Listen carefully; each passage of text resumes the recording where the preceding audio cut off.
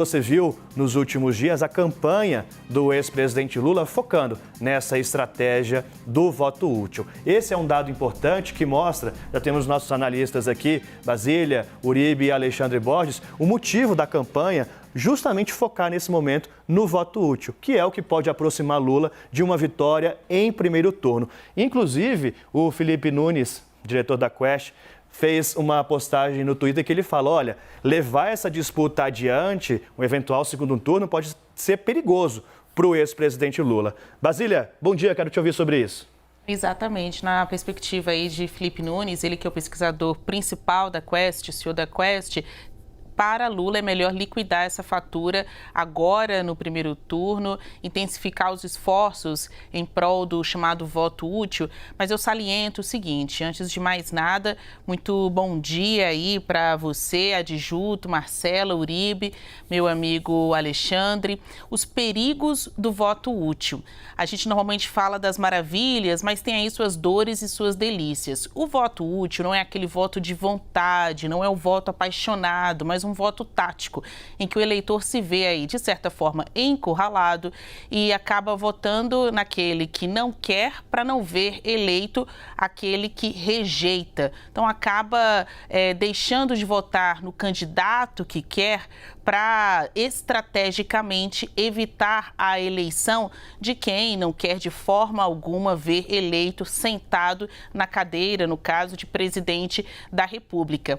Existe um perigo no voto útil, porque se o eleitor acabar se sentindo aí tendo o seu direito do voto colocado no jogo da barganha, ele pode sentir que este voto ganha legitimação, se sentir legitimado pela afronta e aí insistir no voto, seja Tebet, Ciro ou no voto nulo para não escolher nenhum dos dois, nem A nem B. E aí, no caso, obviamente, a gente está falando de Lula e Bolsonaro. Isso é uma análise que eu faço com base nas conversas que eu tive com outros especialistas que acompanham essas pesquisas dia a dia, como o próprio Antônio Lavareda, do IPESP. Ele chama isso de um tipo de efeito bumerangue, quando o voto útil precisa ser muito bem colocado, até a gente comentou sobre isso, a modulação da atração desse voto útil, uma vez em que o ex-presidente Lula, ainda em suas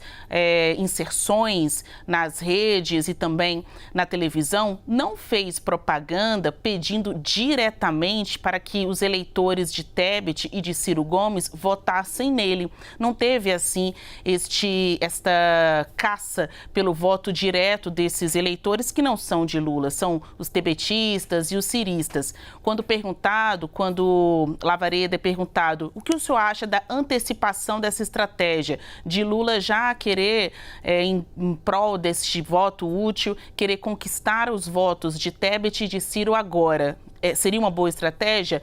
Na avaliação dele, não, porque poderia voltar como um bumerangue na testa e estes eleitores que não votam em Lula, mas também não querem ver eleito o presidente Jair Bolsonaro, poderiam insistir nesta terceira via, ainda que inócua, sem chances de vencer o primeiro turno, e no segundo turno se apresentar como voto branco, voto nulo, ou nem ir comparecer às urnas num tipo de voto de protesto, não ir nem com Lula, nem com Bolsonaro, porque não quer nenhum dos dois.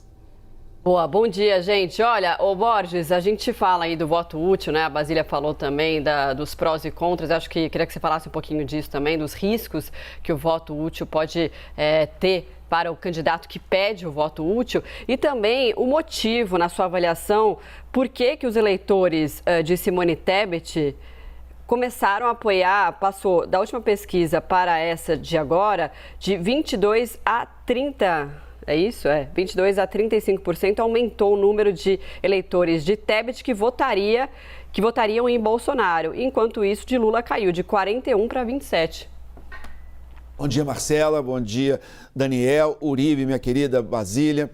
Olha, antes de eu entrar nesse assunto, rapidinho, peço só licença para falar um ponto que eu acho importante. Por que o IPEC de anteontem deu 15 pontos de diferença entre Lula e Bolsonaro, 46-31, e agora nós temos Bolsonaro e Lula separados por 8 pontos no Quest? E aí as teorias conspiratórias vêm com tudo, né? E não tem conspiração nenhuma. O que acontece é o seguinte, há uma discussão científica, metodológica, tranquila, entre os institutos de pesquisa em relação ao tamanho das faixas de renda que é representada nas amostras que são pesquisadas. Então você tem, por exemplo, o Datafolha e o IPEC considerando que mais da metade dos brasileiros ganham até 2 salários mínimos. Especificamente, se a minha memória está boa, 51% no Datafolha, 55% no IPEC. Na Quest tem uma diferença muito grande. A Quest só considera que 38% dos brasileiros ganham até 2 salários mínimos. E isso dá uma diferença direta nos pontos de cada candidato. Por quê? Porque é uma eleição onde, grosso modo, os ricos e classe média votam no Bolsonaro e os pobres votam no Lula. Claro que não é isso exatamente, mas é basicamente onde está a força de cada candidato. Então, quando você mexe na amostra e bota mais ou menos peso nos pobres, tem uma variação evidente no resultado final. Já foi feita a conta, se você ajusta o resultado dos institutos todos para ter o mesmo número de pessoas colocadas na classe social de renda até 2 salários mínimos, os resultados se equivalem, são iguais. Então cabe a cada um decidir se acha que o Brasil tem 38% ou 51% de pobres. A gente não tem o dado oficial porque nós estamos há muitos anos sem censo. Bom, fechei o parênteses. Agora, em relação ao que a gente estava falando do voto útil, é um movimento natural do voto da rejeição. Quer dizer, o eleitor da Simone, o eleitor do Ciro, eles estão muito pressionados e é do jogo que Lula e Bolsonaro tentem voto útil nesses eleitores. Até aí eu não acho nada demais, cada um dentro da sua estratégia. Mas é natural que esse eleitor, percebendo que o seu candidato tem chances praticamente nulas de ir ao segundo turno, ele faça esse cálculo do menos pior. Qual é o mal menor? Eu sou mais anti-bolsonarista ou mais antipetista? E é esse cálculo que eles estão sendo instados a fazer. E as pesquisas começam a pegar esse movimento, mas por experiência a gente vê que esse movimento desse voto útil, ele se intensifica muito no final de semana da eleição, especialmente nas 24 horas antes da eleição, quando saem muitas pesquisas, no sábado, a eleição é no domingo.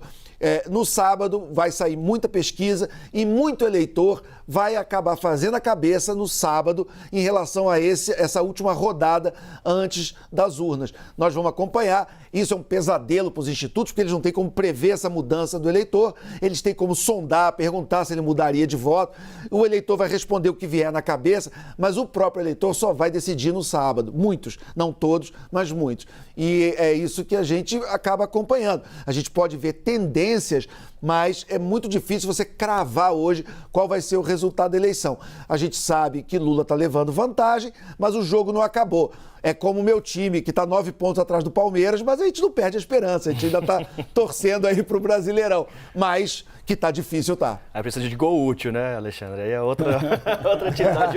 Ô, Uribe, a gente acompanha nesses números, é interessante de ver, porque naquele debate da Band, a gente viu a sinalização de Lula a Simone Tebet, elogiando o trabalho dela à frente da CPI. E o eleitor de Tebet, apesar de Tebet ter sido alvo também do presidente Jair Bolsonaro, dos ataques nesse mesmo debate, ainda tem uma tendência a votar nele. Então, o antipetismo do eleitor de Tebet é até maior do que a simpatia por Bolsonaro. Justamente, a gente tem que observar que o eleitorado de Tebet está muito concentrado no sul e sudeste, que tem uma tendência, pelo menos aquele nem que não vota nem em Bolsonaro nem em Lula, uma tendência de uma aproximação maior a Bolsonaro.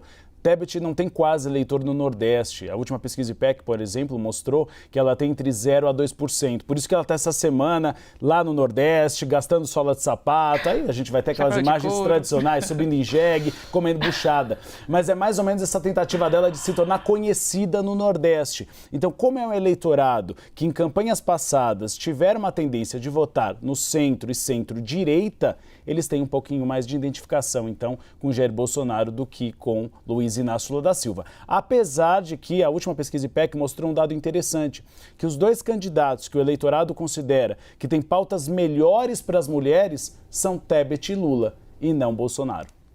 Muito bem, gente. Então, complementando, olha, nessa pesquisa agora que a gente está analisando, o ex-presidente Luiz Inácio Lula da Silva mantém vantagem de 16 pontos percentuais no eleitorado feminino e está perdendo lá no sul do Brasil, onde Bolsonaro aumentou a vantagem sobre a campanha de Lula. Não à toa, o ex-presidente vai correr, né, a partir de hoje, para os estados sulistas, Paraná, Rio Grande do Sul, Santa Catarina, para tentar aí dar uma amenizada nessa diferença.